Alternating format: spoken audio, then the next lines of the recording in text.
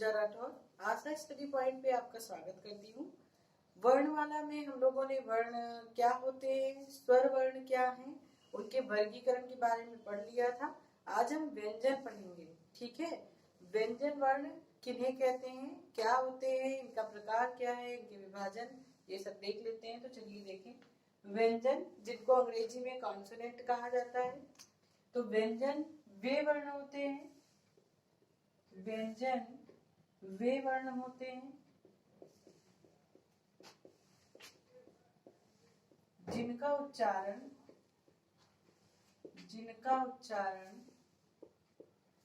अनिवार्य रूप से या अनिवार्य ढंग से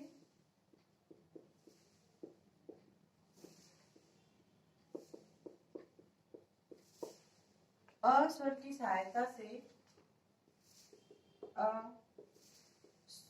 सहायता से किया जाता है,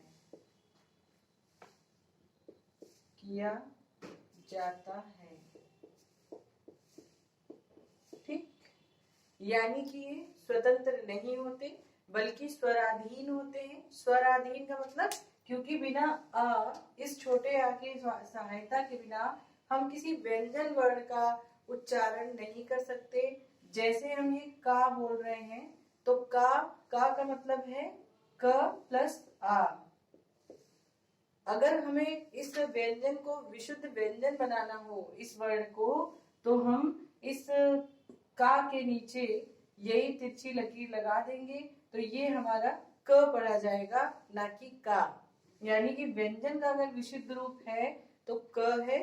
ये इसीलिए स्वतंत्र ध्वनि होते हैं पर स्वतंत्र वर्ण नहीं होते, क्योंकि इन्हें इस रूप में हम नहीं लिखते बल्कि हम इन्हें इस रूप में लिखते हैं जिसमें कि आ हमेशा छुपा हुआ होता है। तो व्यंजन वर्ण क्या होते हैं, जिनका उच्चारण अनिवार्य रूप से यानी कि उसमें अ सम्मिलित ही होता है, तभी उनका प्रोनाउंस हम पूरी तरह से करते हैं। का, खा, गा, घा, इस तरह से। अगर इनमें ये अ शामिल ना हो, इन्हें हटाना हो, तो हम इन्हें क, ख, ग, घ बोलेंगे, ना कि का, खा, गा, घा। ठीक। तो व्यंजन संधि जब आप करते हैं तो उसमें आप ये देखते हैं ना कि वहां पे आधे वर्ण की आवश्यकता होती है, तो वहां पे इसी तरह आधा वर्ण आपका आता है। तो व्यंजन संधि जो है वो इसी पर आधारित है। और हिंदी में हमारे जो व्यंजन वर्णों की संख्या है वो 33 है, 33। ये भी आपका एक महत्वपूर्ण प्रश्न है कि हिंदी में व्यंजन वर्णों की संख्या कितनी है, तो 33 है। ठीक है। इसके बाद चलिए देखते हैं व्यंजन वर्णों का वर्गीकरण। व्यंजनों के वर्गीकरण में सबसे पहले आता है स्पर्श व्यंजन। चलिए देखते हैं, व्यंजनों के वर्गीकरण में सबसे पहले हमारे आते हैं स्पर्श या वर्गीय व्यंजन। ठीक। स्पर्श व्यंजन इन्हें इसलिए कहा जाता है क्योंकि ये हमारे वोकल कार्ड्स के अंदर जो भी हमारा ये बोलने का स्थान है, इनके किन्हीं पर्टिकुलर प्लेसेस को टच करते हुए वायु बाहर आती है, जैसे कि तालु, कंठ, मूर्धा, दंत, ओष्ठ। यानी कि इन जो वर्णों का उच्चारण स्थान है उसकी जब हम उच्चारण करते हैं तो हमारे जो वायु है वो उन स्थानों को टच करके बाहर आती है। तो ये हो गया स्पर्श व्यंजन, क्योंकि ये कुछ स्थानों को कंठ, तालु, मूर्धा, दंत, ओष्ठ को उच्चारित करते समय ये हवा छूती है, तो ये वहां से प्रोनाउंस होते हैं, इसलिए स्पर्श व्यंजन कहलाए। स्पर्श मतलब छूना, तो वहां से निकलते हुए वायु बाहर आती है, तो इसलिए स्पर्श कहलाए। और इन्हें वर्ग के आधार पर अगर हम देखें तो 5 वर्गों में विभाजित किया गया है। क, च, ट, त, पा। इन्हीं को हम कहते हैं का वर्ग को कंठ या कंठ्य वर्ग, च वर्ग को हम तालु या तालव्य वर्ग कहते हैं, ट वर्ग को हम मूर्धा या मूर्धन्य वर्ग कहते हैं, ता वर्ग को हम दंत या दंत्य वर्ग कहते हैं, और पा वर्ग को हम ओष्ठ या ओष्ठ्य वर्ग कहते हैं। बहुत ही ध्यान से इसको समझ लीजिएगा, क्योंकि ये आपके हर दृष्टिकोण से बहुत महत्वपूर्ण है। प्रश्न भी इस पे खूब बनते हैं और जब आप अभी व्यंजन संधि करेंगे तो आपसे बार बार कहेगा कि इस वर्ग का तृतीय अक्षर, चतुर्थ अक्षर, द्वितीय अक्षर, पंचमा अक्षर। तो आप बच्चों को यही नहीं पता होता कि हम क्या कर रहे हैं संधि में, इसीलिए संधि जो है उनके लिए थोड़ा टिपिकल टॉपिक बन जाता है। लेकिन अगर आप इस वर्ग को या इन वर्गीय व्यंजन को अच्छे से तैयार कर लेते हैं तो आपके लिए व्यंजन संधि करना भी इजी हो जाएगा। तो देखिए ये 5 वर्ग कहलाते हैं, और वर्ग का मतलब है ये पूरा एक वर्ग है, ये दूसरा वर्ग है, ये तीसरा वर्ग है, ये चौथा वर्ग है और ये 5वां वर्ग है। और ये इसका प्रथमा अक्षर है, यानी कि प्रत्येक वर्ग के अगर हम प्रथमा अक्षर की बात करेंगे तो का वर्ग का का, चा वर्ग का चा, टा वर्ग का टा, ता वर्ग का ता और पा वर्ग का पा हो जाएगा। ठीक, प्रत्येक वर्ग के हम अगर द्वितीय अक्षर की बात करेंगे तो का वर्ग का खा, चा वर्ग का छा, टा वर्ग का ठा, ता वर्ग का था, पा वर्ग का फा हो जाएगा। इसी तरह से अगर हम तृतीय अक्षर की बात करेंगे तो ये हो जाएंगे, चतुर्थ अक्षर की बात करेंगे तो ये हो जाएंगे, और पंचमा अक्षर की बात करेंगे तो ये हो जाएंगे। ध्यान रखिएगा, किसी भी वर्ग के प्रथम अक्षर, किसी भी वर्ग के द्वितीय अक्षर, किसी भी वर्ग का तृतीय अक्षर, किसी भी वर्ग का चतुर्थ अक्षर, किसी भी वर्ग का पंचमा अक्षर। तो ये आपके 25 जो हैं, ये 25 वर्ण जो हैं, ये आपके वर्गीय व्यंजन या स्पर्श व्यंजन कहलाते हैं। और एक शब्द में इन 25 को उदित भी कहा जाता है, क्योंकि ये पर्टिकुलर किसी न किसी प्लेस से उदित हो रहे हैं, उदय हो रहा है इनका, इसलिए उदित भी कहे जाते हैं। अब इसमें दूसरी महत्वपूर्ण जो बात है वो ये है कि ये जो पंचमा अक्षर हैं इनका उच्चारण स्थान, जैसे कंठ वर्ग है भाई, अंगा का क्या हुआ, कंठ्य वर्ग, तालव्य या तालु वर्ग, मूर्धा या मूर्धन्य वर्ग, दंत्य या दंत वर्ग, ओष्ठ या ओष्ठ्य वर्ग, इनके उच्चारण स्थान ये हैं। परंतु ये जो पंचमा अक्षर है इन्हें नासिक के अनुनासिक या नासिका वर्ण भी कहा जाता है, व्यंजन कहा जाता है। तो आपके एग्जाम में थोड़ा कंफ्यूजिंग जो पेपर में इसमें अगर प्रश्न बनाना चाहेगा तो आपको इस तरह ऑप्शन देगा। मान लीजिए उसने कहा कि अंगा का उच्चारण स्थान है, ठीक, और उसने आपको ऑप्शन में दिया कंठ्य, मूर्धा, नासिका और दंत्य। ठीक, ये आपको उसने 4 ऑप्शन दे दिए। अब आप देख रहे हैं कि अंगा तो हमारा कंठ वर्ग में आता है ना, तो यहाँ कंठ दिया है तो आप देखेंगे और कंठ को टिक करेंगे। तो आपको ऐसा नहीं करना, क्योंकि अगर इन पंचमा अक्षरों में किसी का भी उच्चारण स्थान पूछा जाए और उनका वर्ग भी दिया हो, यानी जैसे ये ना जो है दंतिका है, माँ जो है ओष्ठ क्या है, यहाँ जो है तालव्य का है, पर उनके साथ अगर ऑप्शन में आपको नासिका दिया है तो आपका प्रथम जो ऑप्शन आप चूज करेंगे वो नासिका होगा, ना कि कंठ। और अगर यहाँ पे नासिका ना दिया होता, यूं दिया होता, ठीक है, अगर नासिका ना दिया होता, ये सिंपल वर्ग दिए होते, तब आप आंसर किसको टिक करते, कंठे को टिक करते। समझ में आ गया? अगर नहीं समझ में आया है तो आप इसको नोट कर सकते हैं, नोट कर लीजिए। यदि अंगा या ड़ा न या मा, यदि अंगा या ड़ा न मा का उच्चारण स्थान पूछा जाए और उनमें नासिका और पंचवर्ग यानी कि कंठ, तालव्य, मूर्धा, दंत्य और ओष्ठ भी दिया रहे, तो वहां पर इन पांचों का उच्चारण स्थान नासिका ही होगा, ना कि पंचवर्ग। समझ में आ गया होगा? चलिए आगे बढ़ते हैं। ये हमारा सबसे महत्वपूर्ण और पहला जो है विभाजन था व्यंजन वर्णों का। दूसरा देखिए अंतस्थ व्यंजन। चलिए देखिए, स्पर्श या वर्गीय व्यंजन के बाद व्यंजन के वर्गीकरण में दूसरा जो महत्वपूर्ण वर्गीकरण है वो है अंतस्थ व्यंजन। अंतस्थ व्यंजन वे वर्ण होते हैं जो स्वर व व्यंजन के मध्य स्थित होते हैं। स्वर व व्यंजन के मध्य स्थित होते हैं।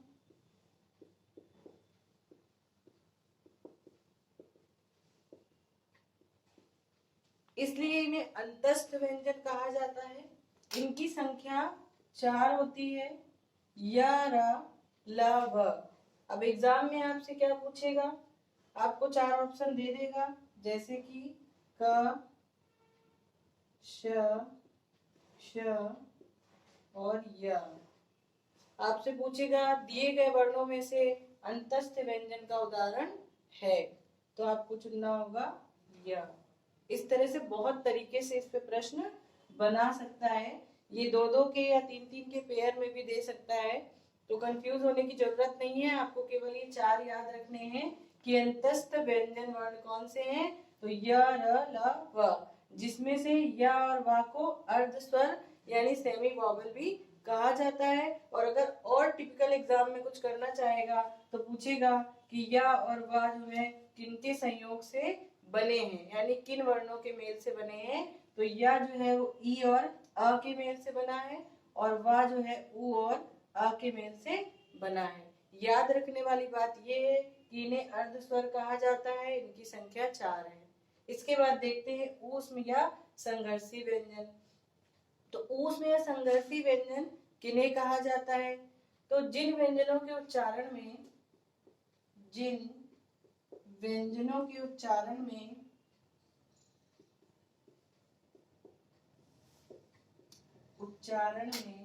वायु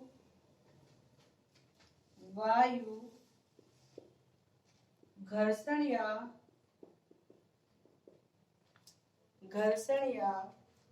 रगड़ खाकर बाहर निकलती है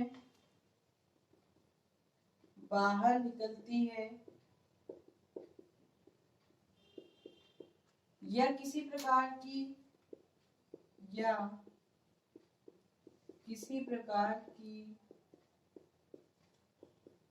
गर्म हवा बाहर आती है,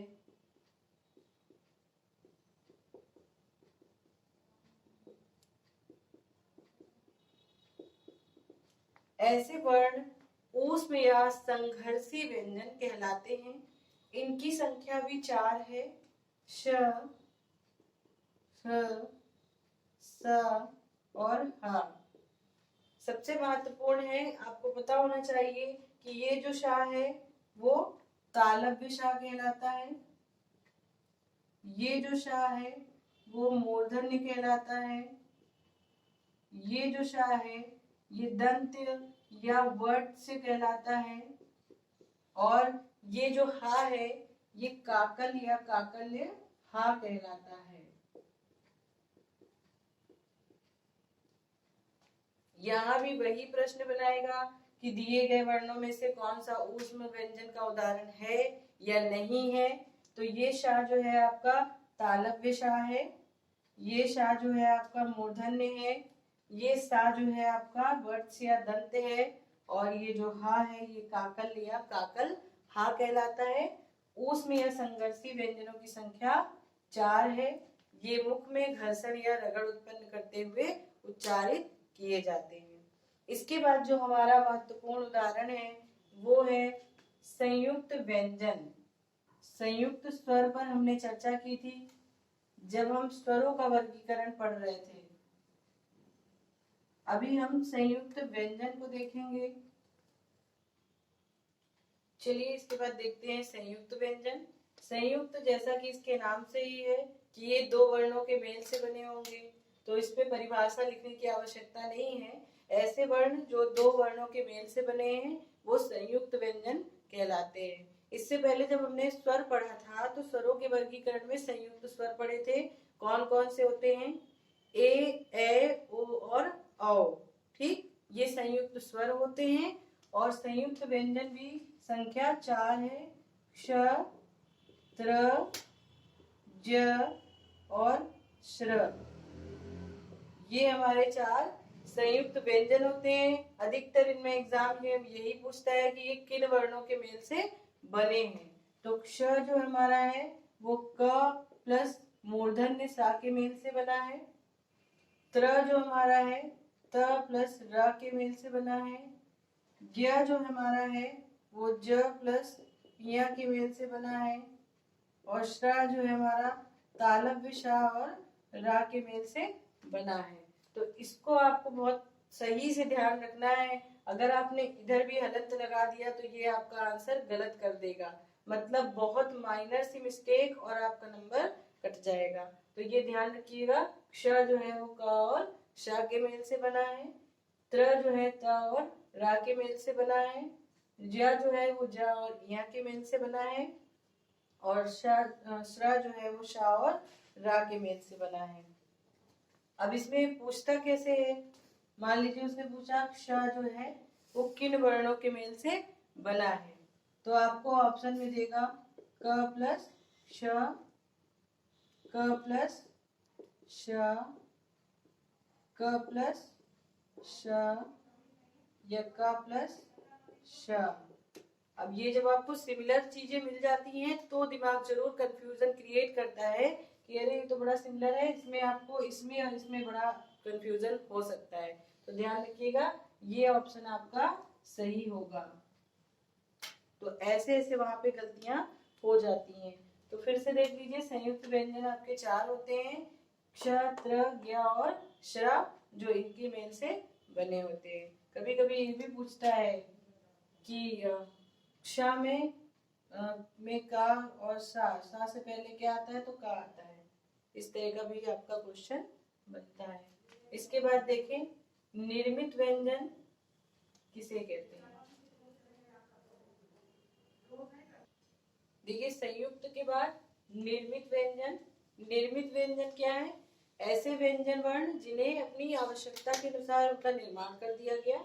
इन्हें आगत या उच्छिप्त भी कहा जाता है। आगत या उच्छिप्त व्यंजन भी कहा जाता है। ये इनकी संख्या 2 है, रा और ढा। ये निर्मित या आगत या उच्छिप्त कहलाते हैं। इसके बाद द्वितीय व्यंजन देखें, ये भी कभी कभी पूछा जाता है। द्वितीय व्यंजन वे होते हैं ऐसे वर्ण जो ध्वनि से संयुक्त हो, जो ध्वनि से संयुक्त होते हैं यानी जुड़े होते हैं, उन्हें द्वितीय व्यंजन कहा जाता है। इसके उदाहरण देख लें आप, जैसे पक्का, पत्ता, बच्चा, डिब्बा इत्यादि।